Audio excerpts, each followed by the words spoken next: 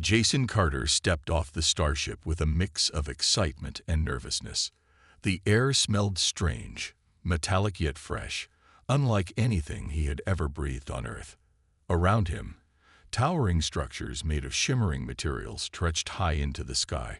Alien beings of all shapes and sizes moved about, their movements smooth and confident. Jason adjusted the strap of his bag over his shoulder and reminded himself to stay calm. He was here to learn, to prove that humans were more than what others thought of them. The academy was massive. Its halls wide enough for 3 of Earth's biggest trucks to drive through side by side. Jason followed a holographic guide that led him to his assigned dorm room. When he entered, he found his roommate already there. The creature, named Kale, looked like a giant insect. His body was covered in a shiny green exoskeleton, and his large, multifaceted eyes glimmered as they studied Jason. "You're the human?" Kale asked, his voice sharp and clicking, like tiny stones tapping together. "Yeah," Jason replied, trying to sound casual. "Jason Carter. Nice to meet you." Kale tilted his head slightly, his antennae twitching. "Humans are unusual. I didn't think they'd let one of you in here." Jason forced a smile, though the comment stung a little. "Guess I'm full of surprises."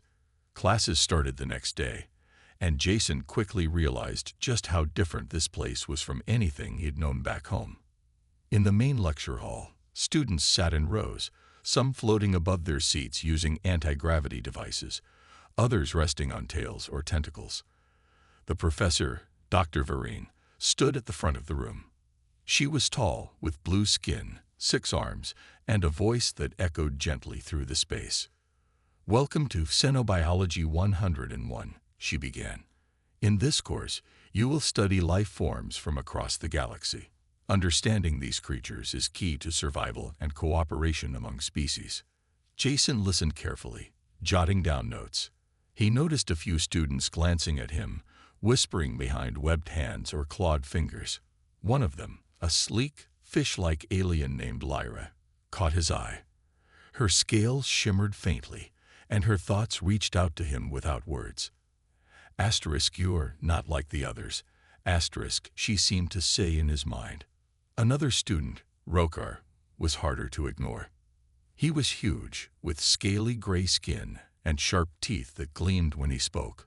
"So, what does a Deathworlder know about biology?"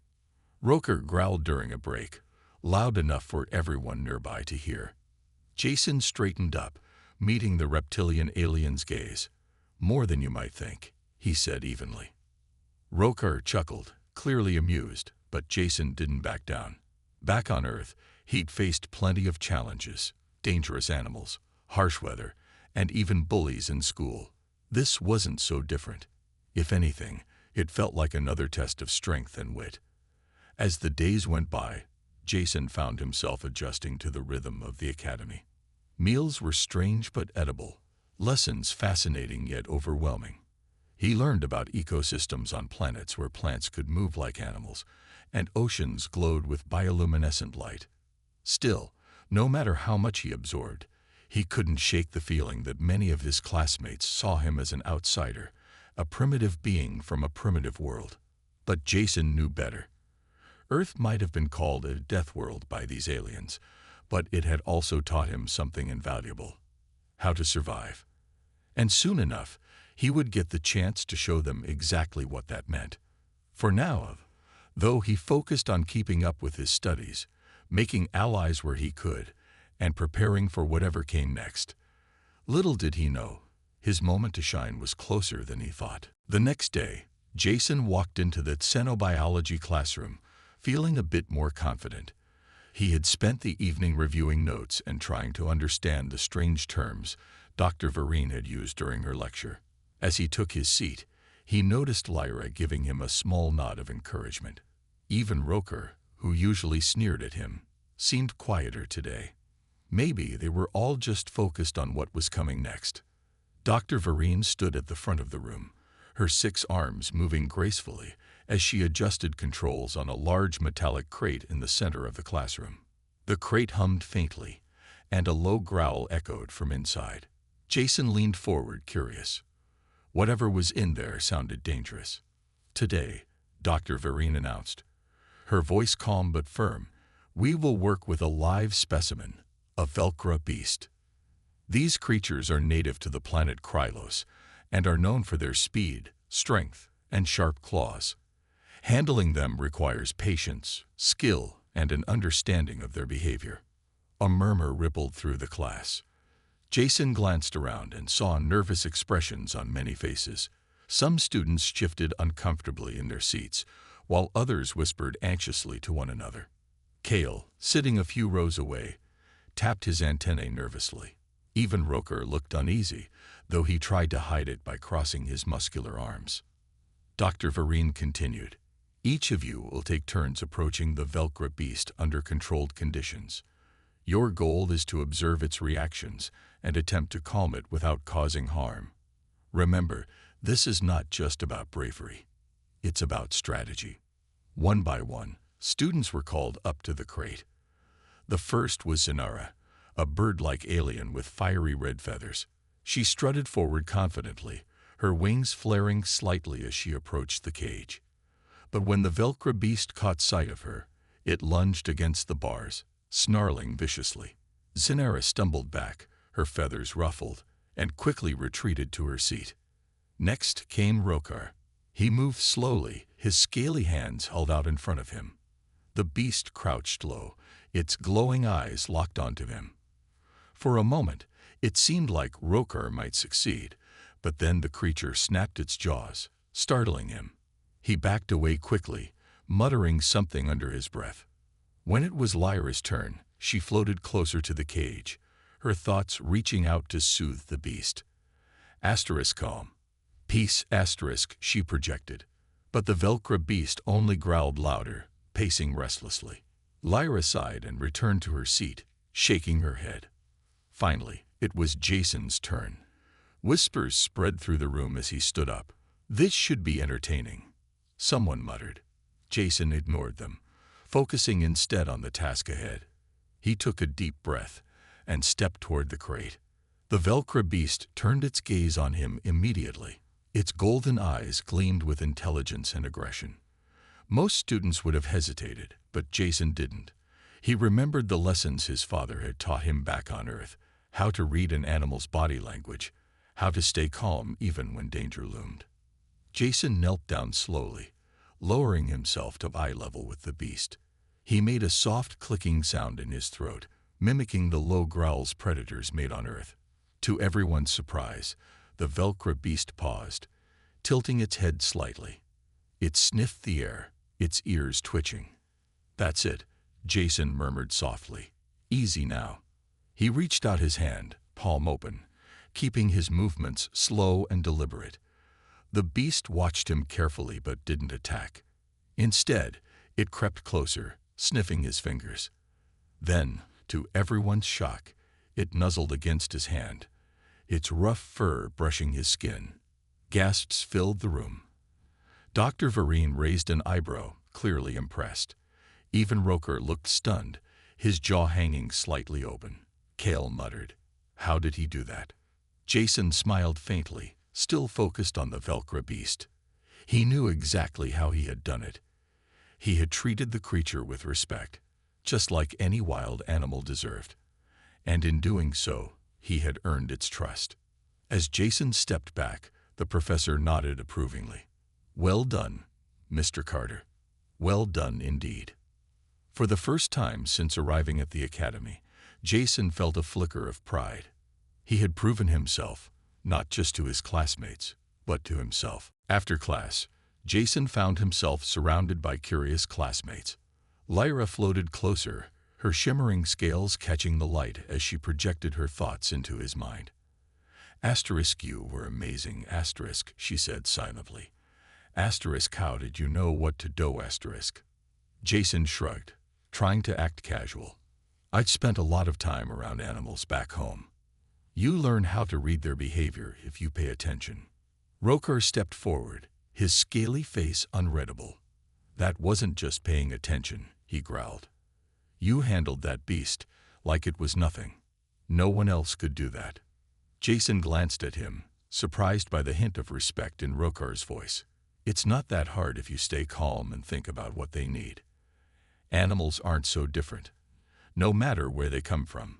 Kale clicked his mandibles thoughtfully. But humans are supposed to be primitive. How does someone like you know these things? Jason frowned but didn't let Kel's words bother him. Earth might seem primitive to you, but surviving there isn't easy. We've had to adapt to all kinds of dangers. Maybe that's why I understood the Velcro beast better than you did. Dr. Vereen approached the group, her 6 arms folding neatly across her chest. Mr. Carter, she said, her voice smooth and measured, your performance today was impressive. Would you be interested in assisting me with further xenobiological studies? I believe your instincts could be valuable. Jason blinked, caught off guard by the offer. Sure. I'd like that. The professor nodded approvingly. Excellent. Report to my lab tomorrow after classes. We'll discuss it further. As the group dispersed, Jason felt a mix of pride and relief. For the first time since arriving at the academy, he felt like he truly belonged. His classmates' reactions made him realize that maybe being from Earth wasn't such a disadvantage after all. Later that evening, Jason sat in the dorm room with Kale. The insectoid alien was tinkering with some kind of gadget, his antennae twitching occasionally as he worked. Jason lay on his bed, staring at the ceiling and thinking about the day's events. You really surprised everyone today, Kale said suddenly, breaking the silence. Even me. Jason chuckled. Glad I could keep things interesting. Kale paused his work and turned to look at Jason. Do you think all humans are like you, or is it just you? Jason thought for a moment before answering. I don't think I'm special. Humans have been dealing with dangerous animals and tough environments for thousands of years. It's part of who we are. If anything, Earth taught me how to survive. And maybe that's why I'm here. Kale clicked his mandibles again, considering this. Survival isn't everything, though. Intelligence matters too. But I suppose knowing how to handle a predator is pretty smart. Jason grinned. Thanks, Kale. That means a lot coming from you. The next morning, Jason arrived at Dr. Vereen's lab as promised. The room was filled with strange equipment, glowing tanks containing alien creatures, and shelves lined with jars of preserved specimens. Dr. Vereen greeted him warmly and handed him a tablet displaying information about various predators from across the galaxy. I want you to study these, she instructed. Pay close attention to their behaviors, weaknesses, and strengths. Your instincts may help us understand them better. Jason nodded, eager to dive into the task. As he scrolled through the data, he noticed patterns that reminded him of Earth's wildlife. Territorial instincts, signs of aggression, and subtle cues that indicated fear or curiosity. He jotted down notes, connecting what he knew about Earth's animals to these alien species. By the end of the session, Jason felt more confident than ever. Dr. Vereen praised his insights and encouraged him to continue exploring the subject. You have a unique perspective, Mr. Carter, she said. Don't underestimate its value. As Jason left the lab, he couldn't help but smile. He had started this journey feeling out of place, but now he realized that his background gave him an edge. Earth's challenges had prepared him for moments like this, and if he kept learning and adapting, he knew he could hold his own among the stars. For the first time, Jason felt like he wasn't just representing himself. He was representing humanity, and he was determined to make his planet proud. Over the next few weeks, Jason's reputation at the academy grew. Students who had once dismissed him as an outsider began to seek him out for advice. Some wanted tips on handling creatures like the Velcro beast, while others were simply curious about Earth and its dangers. Jason didn't mind sharing what he knew. He liked helping people understand where he came from. But not everyone was happy about Jason's newfound fame. Zinara, the bird-like alien with fiery red feathers, made her feelings clear during a group project. The class had been tasked with studying the behavior of hive-minded drones, small, insect-like creatures that work together in perfect harmony. Jason's team included Lyra, Rokar, Kale, and Zanara, and tensions quickly rose. "This isn't about brute strength or instincts," Zanara snapped one afternoon as the team gathered in the lab. Her sharp beak clicked angrily as she pointed at Jason. "We're supposed to analyze their communication patterns, not rely on primitive survival skills." Jason frowned but kept his voice calm. "I'm not saying we ignore the science, but understanding how animals think can help us figure out their behavior faster. It's not just about books and data." Zanara flared her wings, clearly annoyed. "You act like your way is the only way. Just because you tamed one predator doesn't mean you know everything." Lyra floated between them, trying to ease the tension. "Let's focus on the task *," she projected gently. "Arguing won't help us finish *." Rokar grunted in agreement. "She's right. We need to work together, not fight." Reluctantly, Zanara backed down, though she still shot Jason a glare. The team continued their analysis, though the air remained tense. Jason tried to stay focused, knowing that proving himself meant more than just winning arguments. Meanwhile, rumors about the upcoming trials spread through the academy. The trials were an annual event designed to test students' abilities in real-world scenarios. Teams would face dangerous environments, solve problems, and survive encounters with hostile creatures. For many students, the trials were the highlight of their year and the most terrifying part of their education. Jason listened to the chatter with quiet confidence. Back on Earth, he'd faced storms, wild animals, and treacherous terrain. He knew how to adapt and think quickly under pressure. While some of his classmates worried about failing, Jason saw the trials as another challenge to overcome. As the date approached, Jason spent extra time preparing. He reviewed notes on alien ecosystems, practiced survival techniques, and even asked Dr. Vereen for advice. She reminded him to trust his instincts but also to rely on teamwork. "Even the strongest individuals need allies," she said wisely. On the eve of the trials, Jason sat with his team in the common room. They went over their plan one last time, discussing strategies and assigning roles. Zanara still seemed reluctant to work with Jason, but she nodded along, acknowledging his contributions.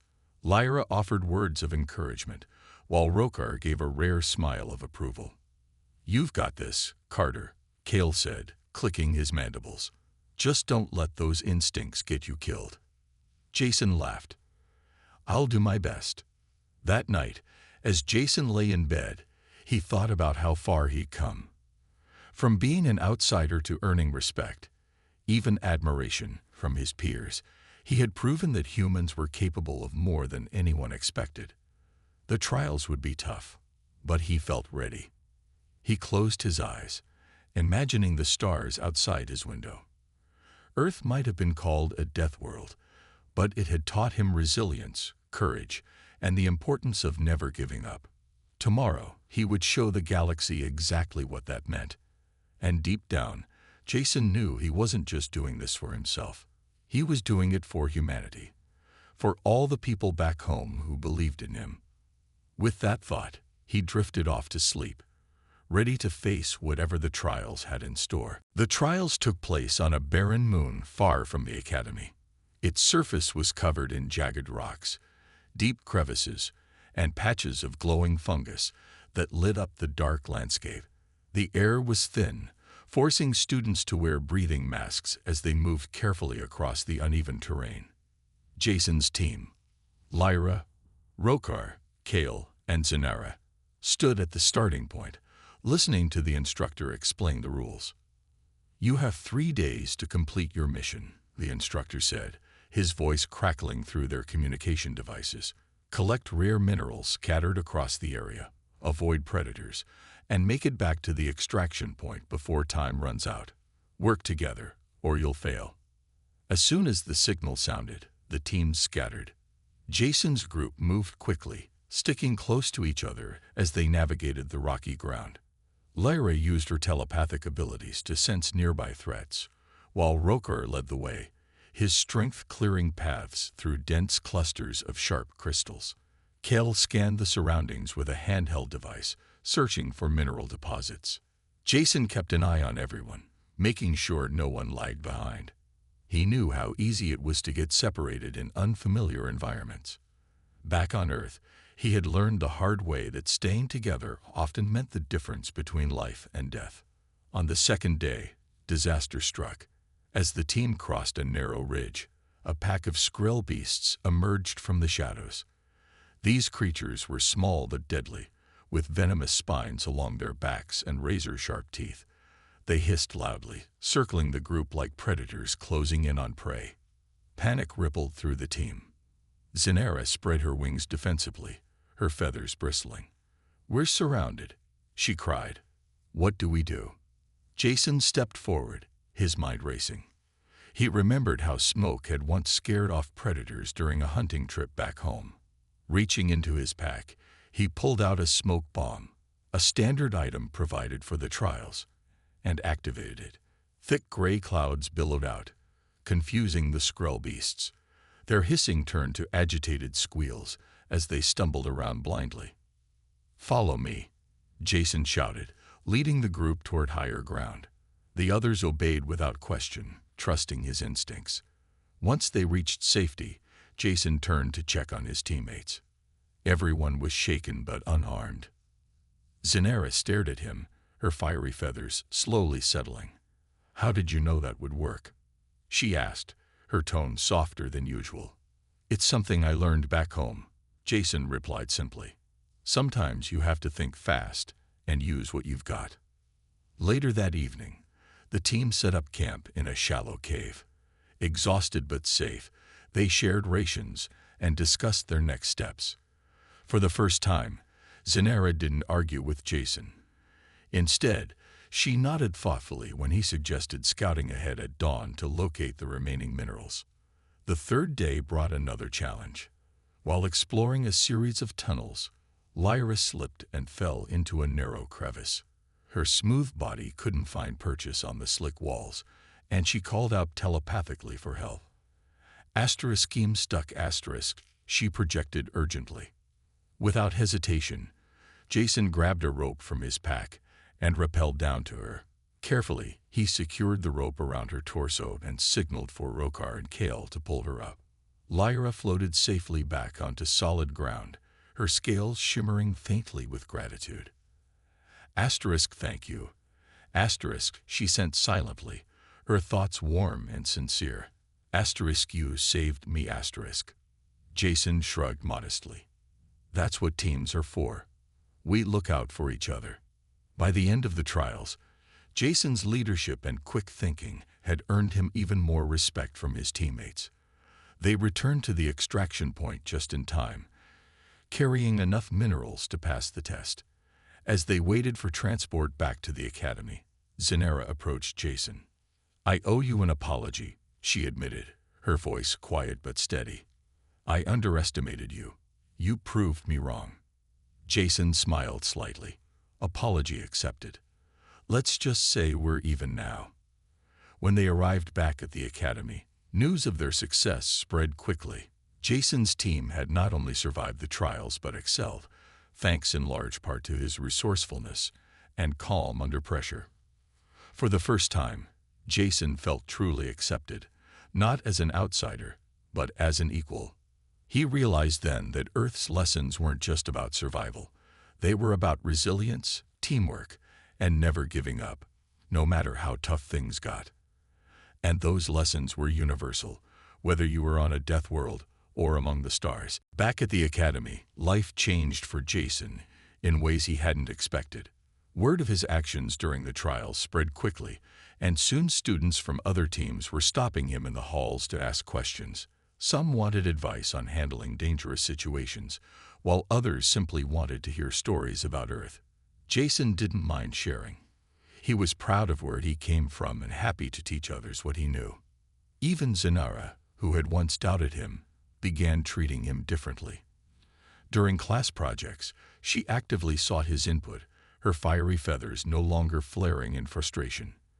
"Your instincts are valuable," she admitted one day. "I see that now."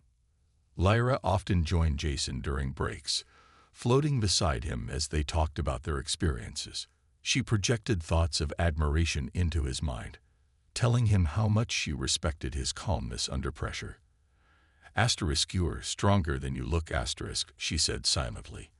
And smarter too, Roker, though still gruff, started nodding in approval whenever Jason spoke up in group discussions. Kale clicked his mandibles approvingly when Jason solved a problem or came up with a clever idea.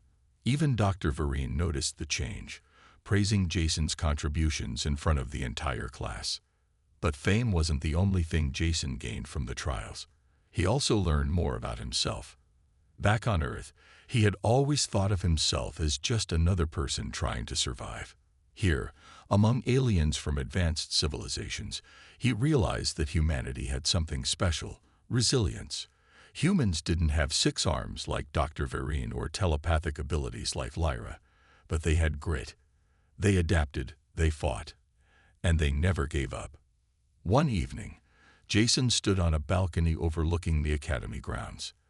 The stars twinkled brightly in the night sky, reminding him of home. He missed Earth, the forests, the rivers, the sound of wind rustling through trees, but he didn't feel out of place anymore.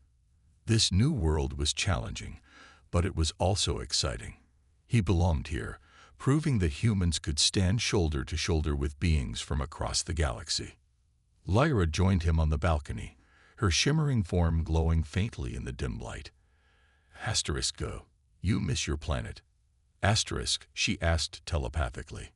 Jason nodded. Yeah, I do. But being here has shown me something important.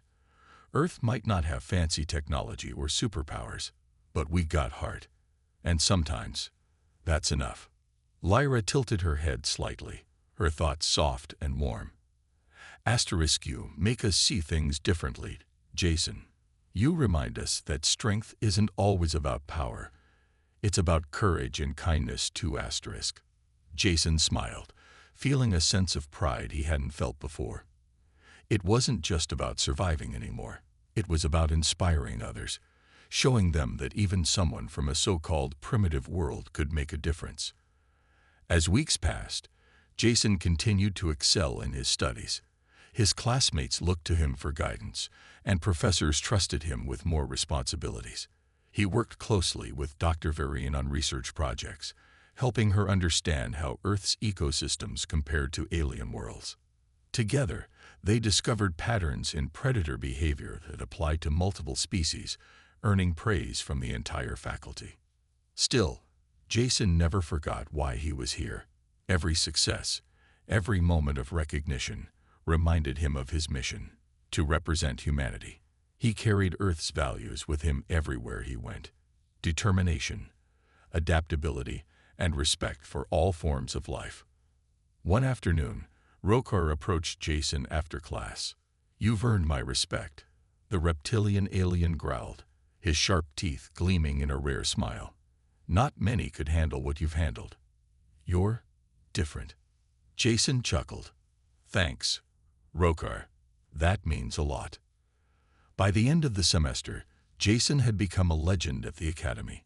Stories of his bravery during the trials inspired younger students, and his name was mentioned alongside those of top graduates.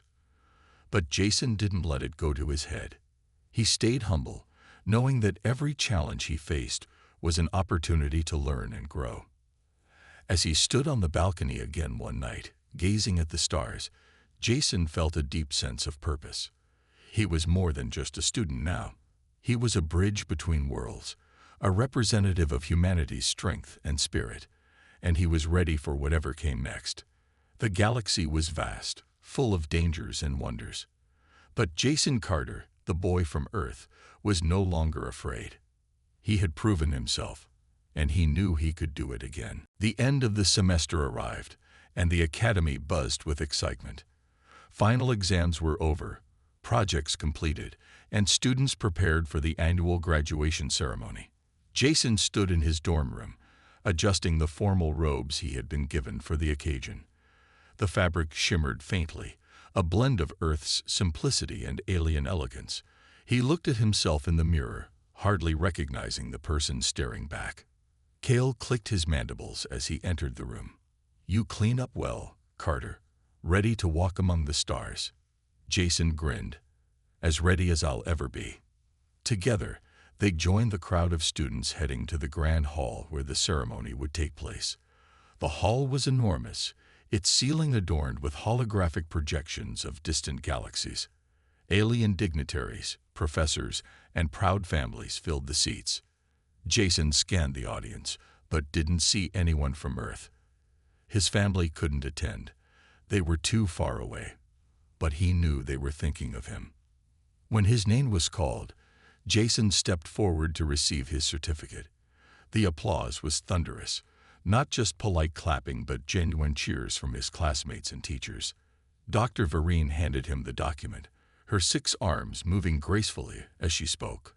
"Jason Carter, you have shown us that strength comes in many forms. Your courage and ingenuity inspire us all." As Jason returned to his seat, he caught Lyra's eye. She projected a warm thought into his mind. "This is only the beginning for you, *." After the ceremony, the celebration spilled outside into the Academy's gardens. Lights floated in the air, casting a soft glow over the gathering. Students laughed and talked, sharing memories of the past year. For once, Jason wasn't an outsider. He was part of something bigger. Rokar approached him, holding a drink in one massive hand. "So, what's next for you, Deathworlder?" he asked, his tone lighter than usual. Jason shrugged. "I'm not sure yet. Maybe more research with Dr. Vereen, or maybe exploring new planets. There's so much out there to learn." Zanera fluttered nearby, her fiery feathers glowing softly. "Wherever you go, you'll leave your mark. You've already changed how we see humans." Her voice carried a note of respect that hadn't been there before. Lyra floated closer, her scales shimmering like starlight. "Don't forget about us, *," she projected. "Will always remember what you've taught us, *." Jason smiled, feeling a lump in his throat.